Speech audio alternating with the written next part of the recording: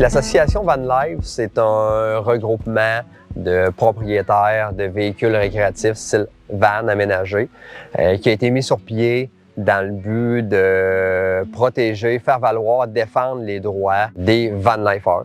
Donc, que ce soit pour les déplacements d'une ville à l'autre, d'une province, souvent on a besoin de s'arrêter. Il y a des super terrains de camping qu'on peut arrêter, mais des fois les gens veulent arrêter juste faire une petite pause, une couple d'heures, un dodo.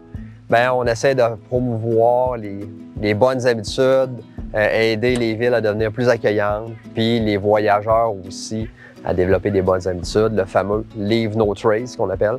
On arrive, quand on repart, c'est la promesse qu'on se fait tout le temps, c'est que ce soit aussi propre que quand on est arrivé, sinon plus, on peut améliorer la patente.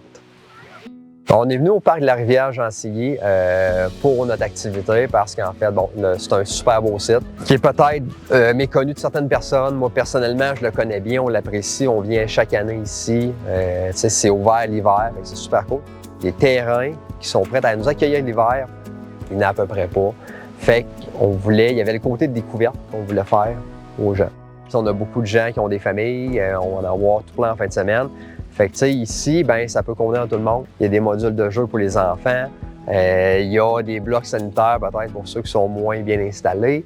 C'est parfait, la rando, vélo. C'est un bon tout inclus. Pour ceux qui ne nous connaissent pas encore, tu sais, il y en a qui se demandent des fois pourquoi j'embarque là-dedans, ça sert à quoi, qu'est-ce que vous faites? Les choses qu'on fait, comme ici, aujourd'hui, au parc de la Rivière-Gentilly, ben pour finir la saison de voyage, de camping, d'exploration, ben, c'est un des petits volets qu'on a. On va se réunir ici aujourd'hui pour festoyer, se rencontrer une dernière fois. Il y a des gens qu'on ne se revoit pas l'hiver. Les autres raisons, la raison principale, c'est de défendre nos droits. On sait des fois qu'avec peut-être les ministères des Transports, les SAQ, ils amènent des changements d'immatriculation, de permis de conduire, de normes au niveau de la fabrication des véhicules. On va se faire approcher pour se faire consulter avant de déposer un projet de loi sur une classe de permis de conduire pour un VR, la façon de construire des véhicules, à savoir c'est-tu correct, c'est-tu légal, à qui vous pouvez nous référer des fabricants, des compagnies de conversion. Donc, on va faire des liens aussi éventuellement entre des instances et ces compagnies-là. L'autre chose, c'est qu'aussi on veut promouvoir les saines habitudes auprès des municipalités, des villes du Québec et peut-être de l'extérieur éventuellement.